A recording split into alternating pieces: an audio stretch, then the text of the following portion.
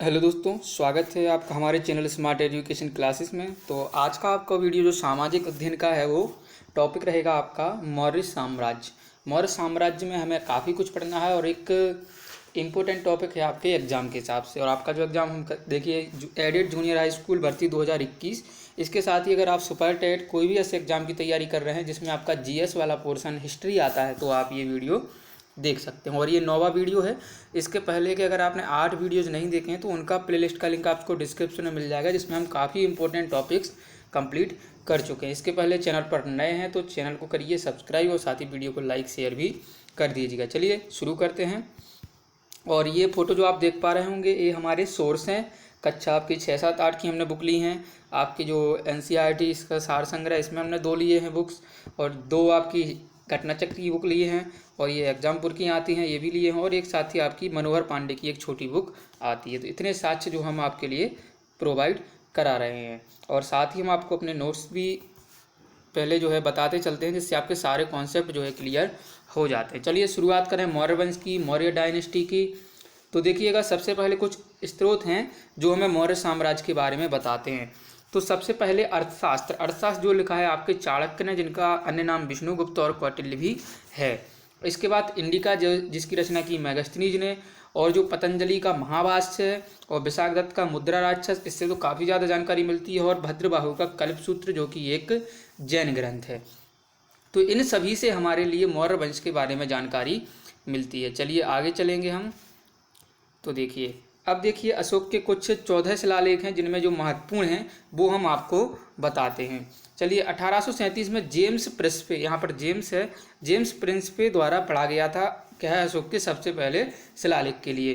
तो इसमें देखिए प्रथम शिलालेख इंपॉर्टेंट क्यों है, क्योंकि संपूर्ण प्रजा हमारी संतान के समान है, और वन्यजीव संरक्षण साथ ही पशु बलि पर प्रतिबंध, ये जो है प्रथम शिलालेख में अशोक ने लिखवाया था। दूसरे शिलालेख में क्या है कि जनता के लिए कल्याणकारी कार्यक्रम और पशु व मानव के लिए चिकित्सा का प्रावधान करना।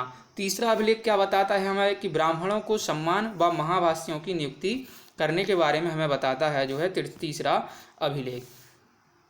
चलिए 5वां अभिलेख क्या बताता है कि धर्ममात्यों की नियुक्ति, जो धर्म का प्रचार करें और जनता की रक्षा करें। और 7वां अभिलेख इंपॉर्टेंट है क्योंकि अशोक का सबसे लंबा शिलालेख या अभिलेख है वो 7वां अभिलेख है, जिसमें क्या लिखा है मस्तिष्क व आत्म नियंत्रण के बारे में हमें बताया गया है। चलिए आगे बढ़ेंगे। इसके बाद देखना है हमारे लिए क्या आपका जो 13वां शिलालेख है, जिसमें कलिंग विजय जो 261 BC में हुआ था, कलिंग विजय उसका वर्णन किया गया है। 14वां अभिलेख बताता है धार्मिक जीवन जीने की इच्छा। ठीक है, जीवा अशोक ने क्या किया था जो है बौद्ध धर्म को अपना लिया था। चलिए अशोक के 7 स्तंभलेख भी हैं, ये तो हमने अभी देखे थे शिलालेख अभिलेख। चलिए अब स्तंभलेख जो पत्थर इत्यादि पर लिखे जाते हैं। तो सबसे पहले है टोपरा स्तंभ। टोपरा स्तंभ ये अंबाला से प्राप्त हुआ है और वर्तमान में फिरोजशाह दिल्ली है, फिरोजशाह कोटला आपने सुना होगा नाम, वहाँ पर ये स्थित है। मेरठ स्तंभ मेरठ से प्राप्त हुआ लेकिन ये वर्तमान में दिल्ली में है। और प्रयाग स्तंभ ये कौशाम्बी से प्राप्त हुआ था, वर्तमान में इलाहाबाद में रखा हुआ है। ये 3 शासकों से संबंधित है, अशोक से, समुद्रगुप्त से और जहांगीर से। पूछा जा सकता है कौन सा जो है स्तंभ लेख है वो 3 राजाओं से संबंधित है, तो वो आपका प्रयाग स्तंभ। चलिए आगे सारनाथ स्तंभ, इसी से हमारा राष्ट्रीय चिन्ह लिया गया है, जो आप देखते हैं ना सारनाथ स्तंभ से एक सिंह होते हैं और नीचे सत्यमेव जयते लिखा होता है। अगला है सांची स्तूप, यह अब नष्ट हो गया, नष्ट नहीं हुआ बेसिकली, हमें जो है ये थोड़ा खंडहर टाइप का हो गया है। अगला है लौरिया नंदन गढ़ अभिलेख स्तंभ, ये है आपका चंपारण बिहार से प्राप्त होता है। और रामपूर्व स्तंभ चंपारण से प्राप्त, वर्तमान में राष्ट्रपति भवन में रखा है रामपूर्व स्तंभ। तो ये कुछ महत्वपूर्ण स्तंभ थे। चलिए अब हम शुरुआत करते हैं अपने जो है चंद्रगुप्त मौर्य से, जो 323 BC से 298 BC तक इनका जो है टाइम पीरियड रहा है शासन का। तो मौर्य वंश का पहला शासक कौन था, वो चंद्रगुप्त मौर्य थे। यूनानी शासकों ने इन्हें क्या कहा, सेंड्रोकोट्स कहा है। यूनानी जो शासक थे उन्होंने इन्हें सेंड्रोकोट्स कहा है, ठीक है ना, जो कैसे ग्रीक भाषा का शब्द है, ठीक ना, जैसे सर विलियम जॉनसन ने सेंड्रोकेट्स कहा था।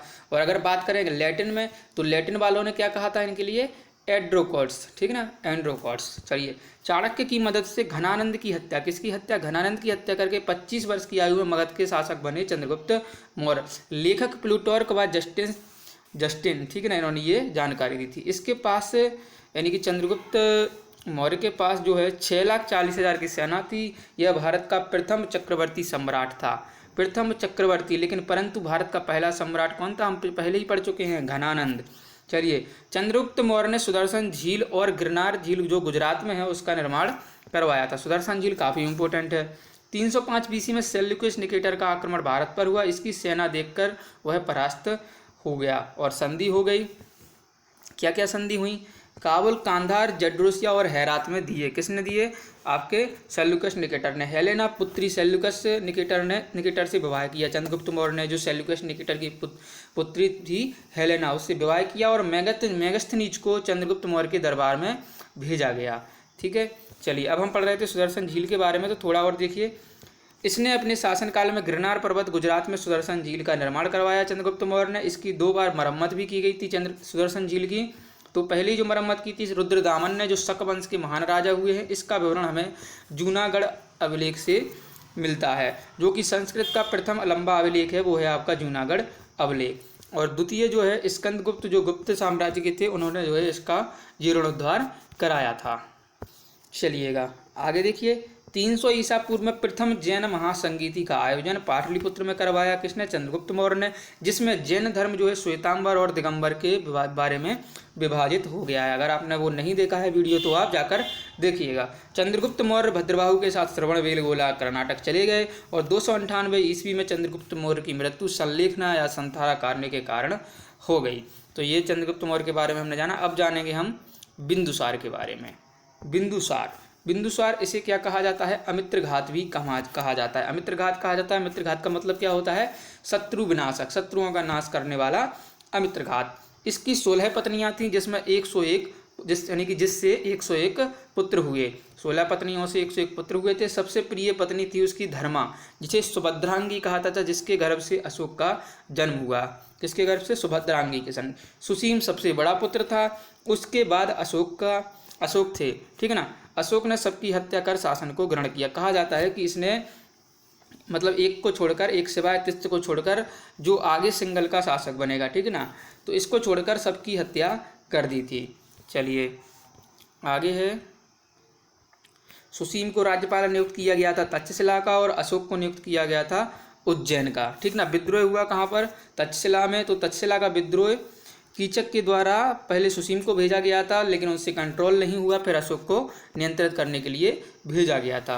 बिंदुसार के दरबार में 2 विदेशी राजदूत भी आए थे। कौन कौन, डायमेक्स जो सीरिया से आया था, और डायनोसिस जो कि मिस्र से आया था। दोनों के बारे में याद रखिएगा। चलिए, बिंदुसार जो है आजीवक संप्रदाय, जो हमने पिछली बार पढ़ा था जैन वालों में, तो उसका जो है अनुयायी था बिंदुसार, जो कि मखली गोसाल का एक संप्रदाय था। चलिए, बिंदुसार के बाद पढ़ना है हमें अशोक के बारे में। 269 बीसी से 232 बीसी। अशोक के नाम, जैसे मास की अभिलेख में हम बात करें तो अशोक वर्धन कहा गया है, और गुर्जस अभिलेख में बात करें तो देवानाम प्रिय अशोक राज या देवानाम प्रियदर्शी भी कहा गया है। 99 भाइयों की हत्या की थी इन्होंने 30 को छोड़कर। टोटल 101 थे। तो 2 बच्चे राधा गुप्त की मदद से जो है, जो चाणक्य के शिष्य थे, उसकी सहायता से अशोक ने इसके जो है 99 भाइयों की हत्या की थी। चलिए, प्रथम विवाह जो अशोक का हुआ वो है महादेवी के, जो कि उज्जैन की राजकुमारी थी। उनसे पुत्र हुए महेंद्र और पुत्री हुई संघमित्रा। इन दोनों को बाद में क्या, धर्म जो बौद्ध धर्म के प्रचार के लिए अशोक ने कहाँ भेजा था, श्रीलंका भेजा था। दूसरा विवाह कलिंग युद्ध के बाद कलिंग की राजकुमारी जो है कारुबाकी, कलिंग की राजकुमारी कौन थी, कारुबाकी से किया, और इनसे गर्भ से पुत्र कुणाल और पुत्र दशरथ हुए थे, ठीक है ना। इतना आपको डीप में नहीं जाना है, इतना कारुबाकी तक याद रखना है बस। चलिए, ये कभी एग्जाम में नहीं आया है। चलिए, 261 बीसी कलिंग का युद्ध हुआ। राजधानी थी तोसली। कलिंग की राजधानी पूछी जाए तो क्या थी, तोसली, उड़ीसा में, ठीक है। कलिंग कहाँ, उड़ीसा में पड़ता है। अशोक ने कलिंग से हाथी प्राप्त करने के लिए युद्ध लड़ा था। कलिंग के शासक नंदराज, जो हाथी गुफा अभिलेख से जानकारी मिलती है, अभिलेख से लिखवाने वाले कौन थे, राजा खारवेल, जो कि चेदी वंश के महान शासक थे। कलिंग युद्ध के बाद अशोक ने बौद्ध धर्म को अपनाया। इसी युद्ध के बाद, क्योंकि काफ़ी जो है नरसंहार हुआ था, भूमि लाल दिखने लगी थी, इसी युद्ध के बाद अशोक का धर्म परिवर्तन हुआ, और अशोक का बौद्ध धर्म में परिवर्तन मुगली पुत्र तिस्त ने करवाया था। जानकारी अच्छी लग रही है तो वीडियो को लाइक भी करें। देखिए अब पढ़ना है हमें अशोक। तो अशोक ने जो है अशोक के लिए शिक्षा किसने दी थी? उपगुप्त ने। पूछा जाता है कि अशोक को शिक्षा किसने दी? उपगुप्त ने। कुछ इतिहासकार मानते हैं कि अशोक के भतीजे यानी कि सुसीम के पुत्र हुए हैं निर्गोध, उन्होंने शिक्षाएं दी। 251 BC में तृतीय बौद्ध संगीति का आयोजन पाटलिपुत्र में करवाया गया। इसी में अशोक द्वारा तीसरा पिटक जोड़ा गया जो है अभिधम्म पिटक, जिसमें बौद्ध भिक्षुओं की गाथाएं लिखी हैं। चलिए, इसने शासन के 10वें वर्ष में बोध गया की यात्रा की, शासन के 20वें वर्ष में लुम्बिनी की यात्रा की और उसे करमुक्त कर दिया। यही है आपका, जिसकी जानकारी हमें किस रुम्मनदेही अभिलेख से मिलती है, जो नेपाल में पड़ता है आपका, और इसी से हमें बौद्ध धर्म के बारे में जानकारी मिलती है। चलिए, कि बौद्ध का जन्म कहाँ हुआ था? लुम्बिनी नेपाल में हुआ था। भारत में नेशनल पार्क का निर्माण करवाने वाला प्रथम शासक था और अशोक ने ही श्रीनगर शहर की स्थापना की। श्रीनगर शहर की स्थापना किसने की थी? सम्राट अशोक ने। चलिए, अशोक ने अपने शासनकाल में 2 स्तूप भी बनवाया, जैसे आपका सांची का स्तूप हो गया, ये भारत का सबसे बड़ा है जो कि आपका MP मध्य प्रदेश में पड़ता है, और धमेक स्तूप जो कि UP आपका सारनाथ में ये है। और जीवन के अंतिम समय में अशोक ने जो है बराबरी की गुफाएं आपने पढ़ी थी ना, जो किसके लिए? आजीवकों को दान में दी थी और ये इनमें निवास किया करते थे। अशोक के बाद कौन आया? कुणाल, इसका पुत्र, फिर दशरथ। ठीक ना, ये क्रम चलता रहा। मौर्य वंश का जो अंतिम शासक याद रखिएगा वो था भद्रथ। मौर्य वंश का अंतिम शासक भद्रथ था। भद्रथ के सेनापति पुष्यमित्र शुंग ने इसकी हत्या की और ब्राह्मण वंश जो कि शुंग वंश की स्थापना की थी, जो हम आगे पढ़ेंगे। तो ये हो गए हमारे अपने नोट्स, हमने समाप्त कर लिए हैं। अब यहाँ तक आए हैं तो पहले आप एक लाइक दबाइए, और अब हम शुरू करने वाले हैं अपना NCERT का जो हम वन लाइनर करते हैं वो। तो चलिए शुरुआत करते हैं। तो बृहद स्तर पर केंद्रित प्रथम भारतीय साम्राज्य स्थापित किया था किसने? चंद्रगुप्त मौर्य ने। चाणक्य का अन्य नाम विष्णुगुप्त। देखिए सारी चीज़ें हम पढ़ चुके हैं, बस सब फटाफट रिवीजन करना है अपन को। चलिए, सैंड्रोकोट्स नाम से चंद्रगुप्त मौर्य की पहचान किसने की? विलियम जोन्स ने की। चंद्रगुप्त मौर्य का विशिष्ट रूप में वर्णन कहाँ से मिलता है हमें? विशाखदत्त के ग्रंथ मुद्रा राक्षस से।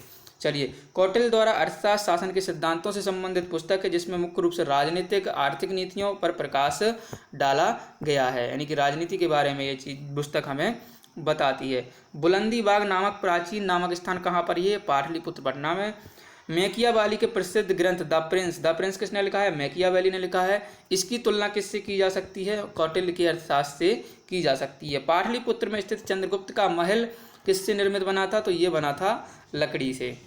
चलिए आगे, सेल्यूकस जिसे अलेक्जेंडर कहते हैं द्वारा सिंध व अफगानिस्तान का प्रशासक नियुक्त किया गया था, ठीक है ना, को किस भारतीय राजा ने पराजित किया? तो जो है सेल्यूकस के लिए चंद्रगुप्त मौर्य ने पराजित किया था। बिंदुसार ने मैत्रीपूर्ण पत्र व्यवहार में सीरिया के शासक एंटियोकस से 3 वस्तुएं मांगी थी।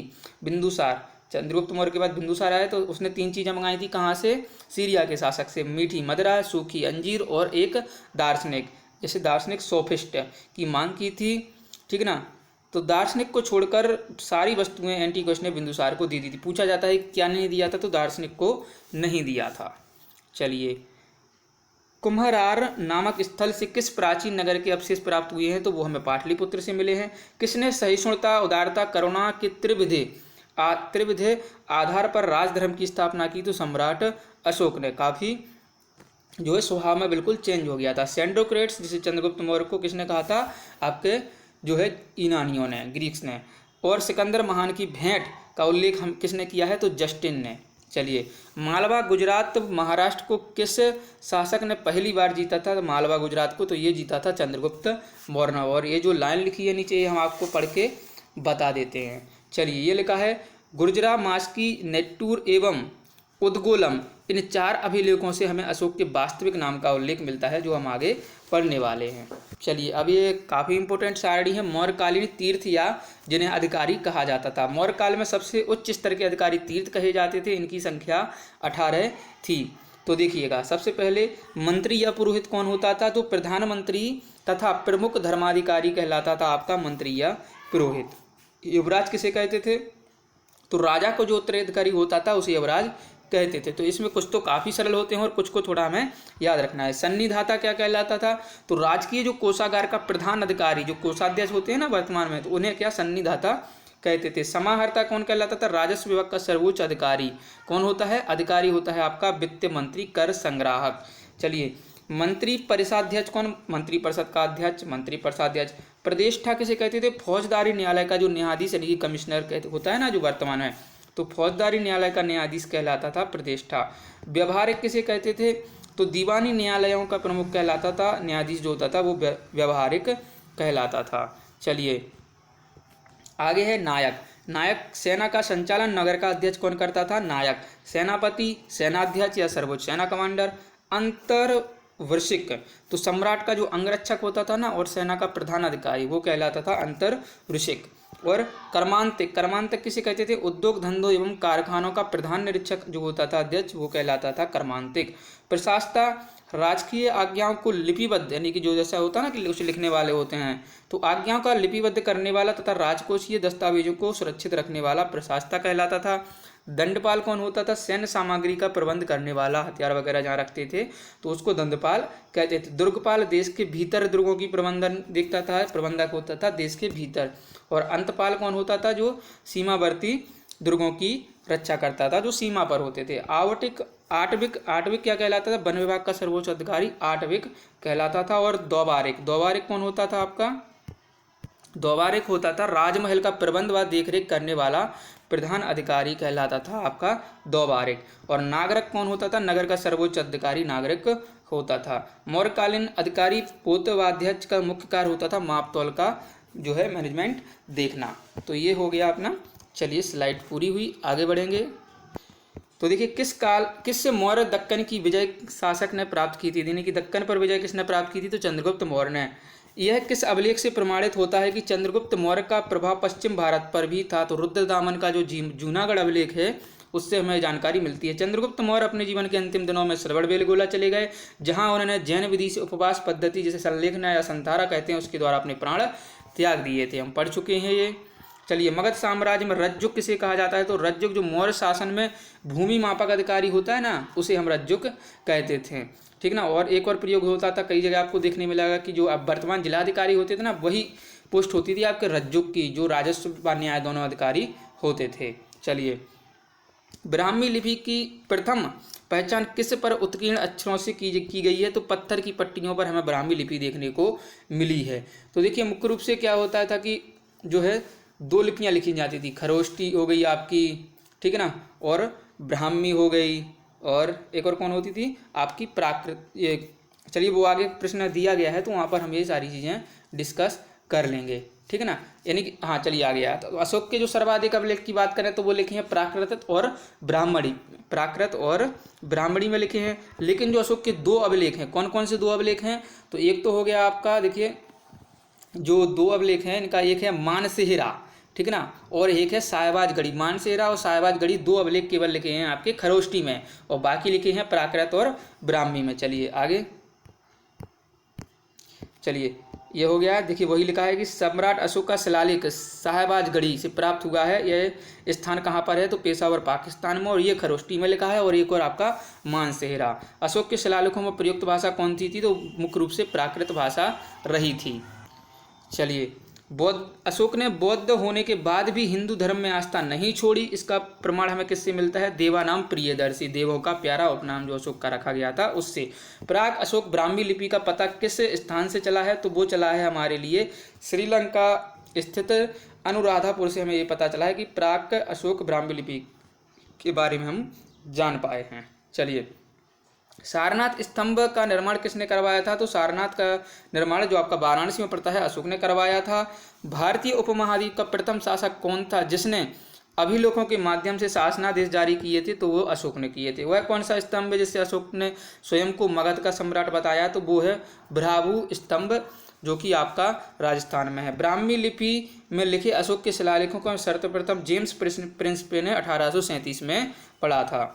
चलिए, अशोक के किस अभिलेख से धम्म महामात्रों की नियुक्ति की सूचना मिलती है? तो 5वां बृहद शिलालेख से हमें जो है ये जानकारी मिलती है, जिसमें धर्ममात्यों की नियुक्ति के बारे में कहा गया था। गुर्जरा लघु शिलालेख कहाँ स्थित है? तो मध्य प्रदेश के दतिया जिले में है गुर्जरा लघु शिलालेख। मौर्य काल में भूमि कर जो कि राज्य की एक आय का मुख्य स्रोत था, किस अधिकारी के द्वारा एकत्रित किया जाता था, तो वो उसे हम कहते थे सीताध्यक्ष, ठीक है ना।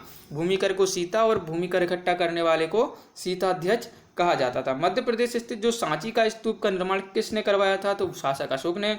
मौर्य राजवंश के शासकों के सुदूर देशों जैसे कि सीरिया, मिस्र के साथ राजकीय संबंध थे, इसकी जानकारी भी हमें मिलती है। क्यों? क्योंकि दोनों के बारे में हम पढ़ चुके हैं कि आपका एक कौन सा, सीरिया के बारे में, सीरिया से कौन था आपका डायमैक्स, और डायनोसिस कौन से था, मिस्र से। ये बिंदुसार के समय की बात है। चलिए आगे बढ़ेंगे। उत्तराखंड में सम्राट अशोक के शिलालेखों की एक प्रति किस स्थान से प्राप्त हुई है, तो वो हुई है कालसी से।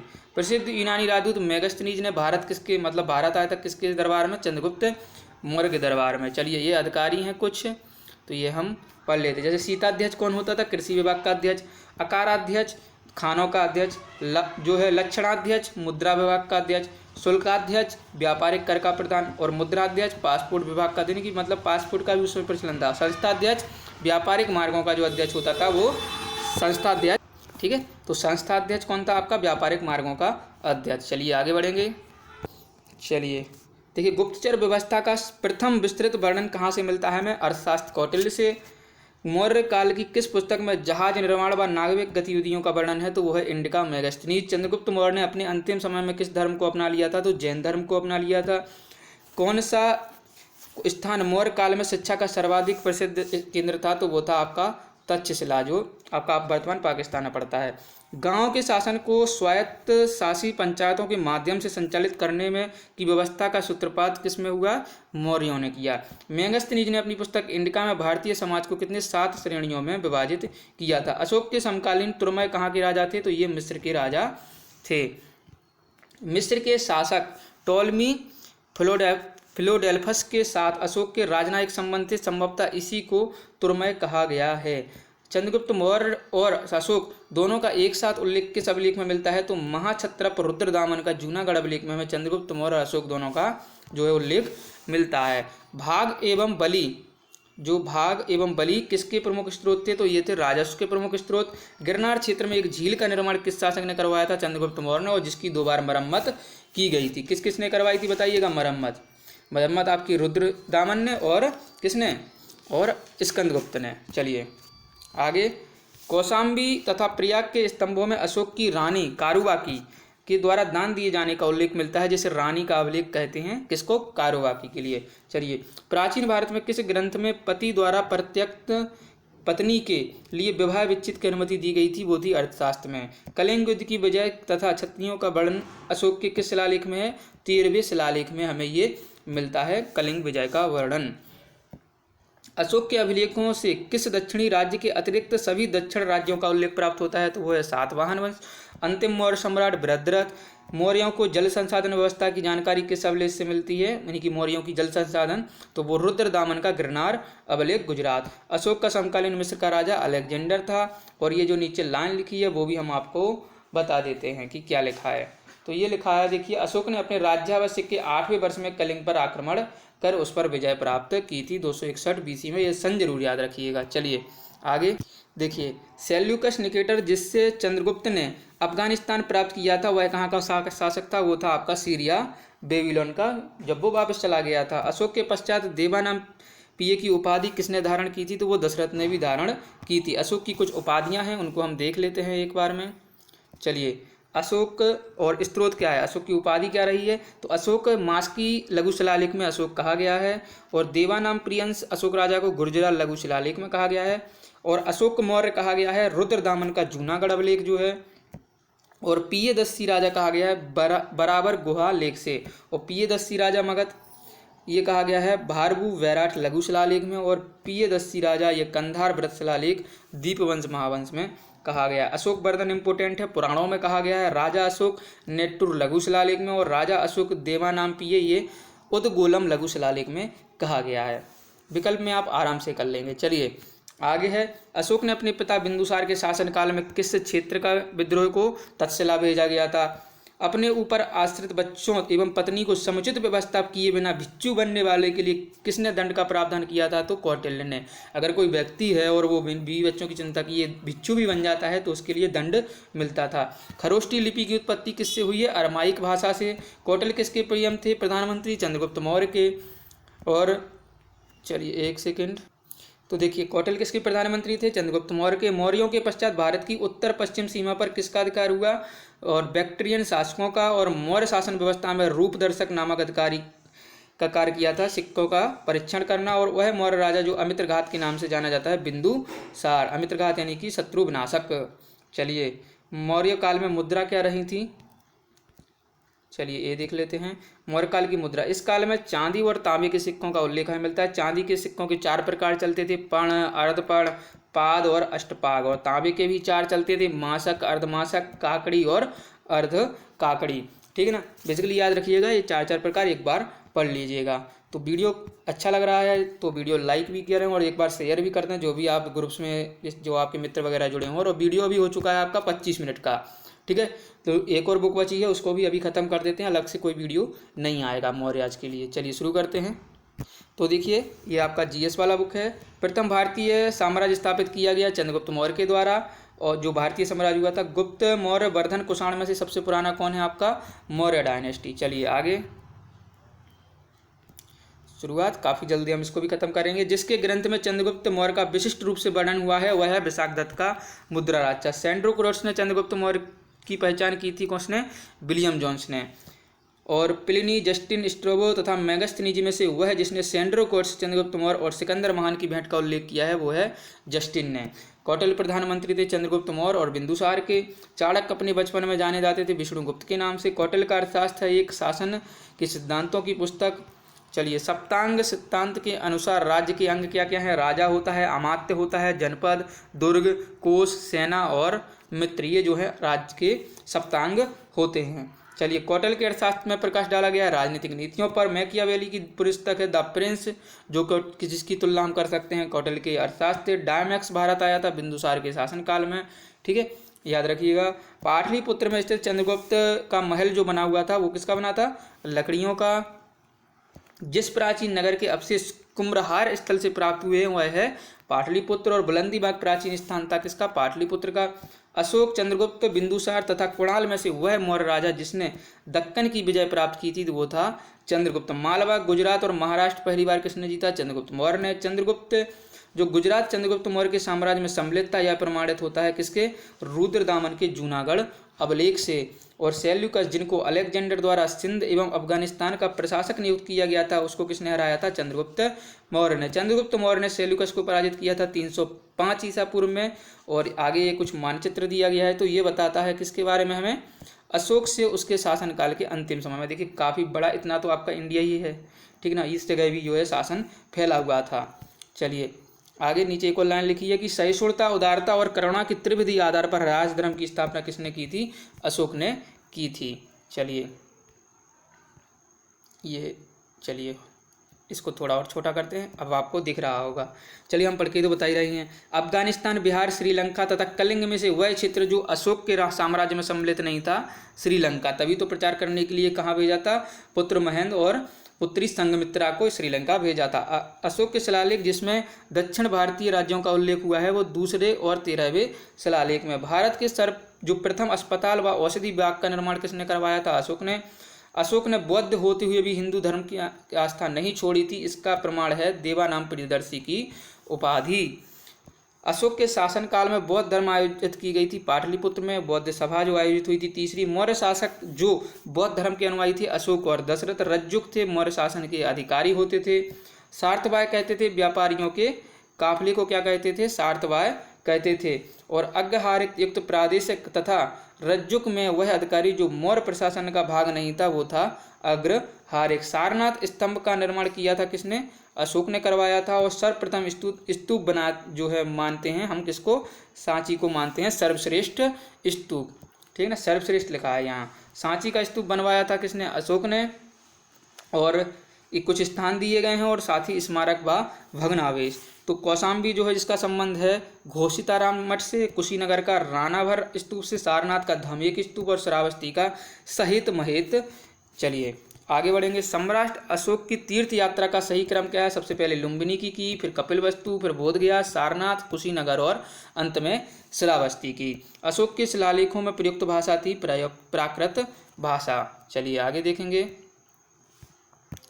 चलिए अगला है आपका कि कालसी, गिरनार और साहिबाज गढ़ी तथा मेरठ में से वह अशोक कालीन अभिलेख जो खरोष्टी लिपि में है वो है आपका साहिबाज गढ़ी, और पत्थर पर प्राचीनतम शिलालेख हमें प्राकृत भाषा में मिले हैं। अशोक के शिलालेखों को सर्वप्रथम पढ़ा था जेम्स प्रिस्वे ने 1837 में। वह स्थान जहाँ प्राक अशोक ब्राह्मी लिपि का पता चलता है वो है अनुराधापुर। बताइए अनुराधापुर कहाँ है? प्राचीन भारत में वह लिपि जो दाएं से बाएं और लिखी जाती थी वो थी आपकी खरोष्टी, और अशोक ने अपने शिलालेखों में सामान्यतः जिस नाम से उल्लेख किया है वो है प्रियदर्शी। चलिए अशोक के प्रस्तर स्तंभों पर बढ़िया पॉलिश है, ये अखंड है और स्तंभों को सेप्ट शुंडाकार ये बनाए गए थे। मास्की, गुर्जरा, नेट्टर और उडेगोलन अभिलेखों में नाम मिलता है अशोक का मिलता है। अशोक का रुम्मनदेही स्तंभ है बुद्ध के जन्म से संबंधित। गुर्जरा लघु शिलालेख जिसमें अशोक का नाम उल्लेखित किया गया है मध्य प्रदेश के दतिया जिले में है आपका गुर्जरा लघु शिलालेख। केवल वह स्तंभ जिसने अशोक ने स्वयं को मगध का सम्राट बताया था तो वो है आपका भ्राभु स्तंभ। चलिए आगे देखिए। उत्तराखंड में सम्राट अशोक के शिलालेखों की एक प्रति मिली थी। कहाँ से? कालसी में। कलिंग युद्ध की विजय तथा क्षतियों का वर्णन, जो क्षति हुई थी किस शिलालेख में है? तो वो है आपका 13वें शिलालेख में। और अशोक का पूर्ण रूपित धार्मिक सहिष्णुता के प्रति समर्पित अभिलेख है आपका 12वां अभिलेख। और अशोक के जो प्रमुख शिलालेख हुए हैं रॉक एडिक्ट्स संगम राज्य के विषय में हमें बताते हैं वो है आपका दूसरा और जो है 13वां शिलालेख। अगला है आपका क्वेश्चन कि चोल पांड्य सत्यपुत्र तथा सातवाहन में से वह दक्षिणी राज्य जिसका उल्लेख अशोक के अभिलेखों में नहीं है वो है सातवाहन। और अशोक का वह अभिलेख जिसमें पारंपरिक अवसरों पर पशु बलि पर रोक लगाई गई थी ऐसा मिलता है 5वां अभिलेख हमें ये बताता है। टोलेमी फिलाडेल्फस यानी कि जैसे तुर्मै कहते हैं जिसके साथ अशोक के राजनय संबंध थे वो था मिस्र का, इजिप्ट का। चलिए शोलगुप्त, मौर्य तथा पल्लव में से वह राजवंश जिसके शासकों के सुदूर देशों जैसे कि सीरिया व मिस्र के साथ राजकीय संबंध थे वह मौर्य थे। प्राचीन भारतीय अभिलेखों में से वह एक खाद्यान्न जैसे देश में संकट काल में उपयोग हित सुरक्षित रखने के बारे में प्राचीनतम शाही आदेश है वो है सोयगोरा ताम्रपत्र है। चलिए मौर्य काल में टैक्स को छुपाने चोरी के लिए दिया जाता था मृत्युदंड। अगर कोई टैक्स चोरी करता था उसको मृत्युदंड देते थे। प्राचीन यूनानी राजदूत मेगास्थनीज भारत में आए थे चंद्रगुप्त मौर्य के दरबार में। चलिए मेगास्थनीज ने अपने ग्रंथ इंडिका में भारतीय समाज विभाजित किया है 7 श्रेणियों में। अर्थशास्त्र, मुद्रा राजशास्त्र, मेगास्थनीज की इंडिका तथा वायु पुराण में से वह स्रोत जिसमें उल्लेखित है कि प्राचीन भारत में दास्तान नहीं थी तो यह है आपका मेगास्थनीज की इंडिका में। यह कहा गया है कि जो मौर्याज के टाइम पे जो है भारत में दास्तान नहीं थी। चलिए आगे देखिएगा। भाग एवं बलि थे राजस्व के प्रमुख स्रोत थे मौर्य काल में। चलिए इसको थोड़ा जूम कर लेते हैं। मौर्य काल में भूमि कर जो कि राज्य की एक आय का प्रमुख स्रोत था उसे कहते थे सीताध्यक्ष के द्वारा किया जाता था। मौर्य काल में सीता से तात्पर्य राज की भूमि से प्राप्त है। मौर्य मंत्री परिषद में राजस्व इकट्ठा करने से संबंधित थे समाहर्ता। और मौर्य युगीन अधिकारी जो कि तौल माप का प्रभारी होता था उसे पोतापाध्यक्ष कहते थे। पदोक सन्निरोधी मौर्य प्रशासन द्वारा किया जाने वाला जुर्माना था जो सड़क पर कीचड़ फैलाने पर लगता था। देखिए कितनी अच्छी व्यवस्था रही थी उस समय। और आज का टाइम देख लीजिए इसके बिल्कुल विपरीत चल रहा है सब। मौर्य काल में शिक्षा का सर्वाधिक प्रसिद्ध केंद्र था तक्षशिला। और कौटिल्य के अर्थशास्त्र के अनुसार मौर्यकालीन न्याय व्यवस्था में ये न्यायालय अस्तित्व में थे। धर्मस्थीय व कंटक शोधन जो है ये न्याय व्यवस्था में थे। चलिए आगे। भारत के सांस्कृतिक इतिहास के संदर्भ में इतिवृत्तों, राजवंशीय इतिहासों तथा वीर गाथाओं को कंठस्थ करना व्यवसाय था मागध एवं सूत वर्गों का। और प्राचीन भारत का ग्रंथ जिसमें पति द्वारा प्रत्यक्त पत्नी के लिए विवाह विच्छेद की अनुमति दी गई थी वो था आपका अर्थशास्त्र कौटिल्य का। जातक, मनुस्मृति, याज्ञवल्क्य एवं अर्थशास्त्र में से वह पुनर्विवाह वर्जित है वो है आपका मनुस्मृति में ये पुनर्विवाह वर्जित बताया गया है। चलिए आगे देखिएगा। विदेशियों को भारतीय समाज में मनु द्वारा दिया गया सामाजिक स्तर था व्रात्य क्षत्रियों का, ठीक है ना। चलिए प्राचीन भारत में यात्रियों का सही सबसे पहले मेगास्थनीज आए, फिर फाहियान आए, फिर हेनसियांग आए और फिर इति सिंह। चलिए आगे है व्यक्ति और अन्य नाम। तो चंद्रगुप्त को सेंड्रोकोट्स कहते हैं, बिंदुसार को अमित्रघात, अशोक को देवानाम प्रियदर्शी या प्रियदर्शी, और चाणक्य को विष्णुगुप्त और कौटिल्य कहते हैं। अंतिम मौर्य सम्राट जो था वो तो कौन था? बृहद्रथ। चलिए आगे देखिए, काफ़ी बड़ा टॉपिक है लेकिन टेंशन लेना नहीं है, सबको क्या करना है? पढ़ना है। चलिए ये हमने इसके बाद पढ़ना है। शुंग वंश का संस्थापक कौन था? अंतिम मौर्य शासक बृहद्रथ की हत्या करके उसके प्रधान सेनापति पुष्यमित्र शुंग ने जो है मगध पर शुंग वंश की स्थापना की। अंतिम शुंग राजा देवभूति की हत्या करके ब्राह्मण मंत्री जो थे वासुदेव कंडो ने कंडो वंश की स्थापना की थी। चलिए आगे, जल की आवश्यकता को ध्यान में रखते हुए जिस प्रथम शासक ने गिरनार क्षेत्र में सुदर्शन झील का निर्माण करवाया? चंद्रगुप्त मौर्य ने। गिरनार में स्थित सुदर्शन झील की मरम्मत करवाई? अशोक ने भी करवाई थी लेकिन उतना उल्लेख नहीं मिलता है।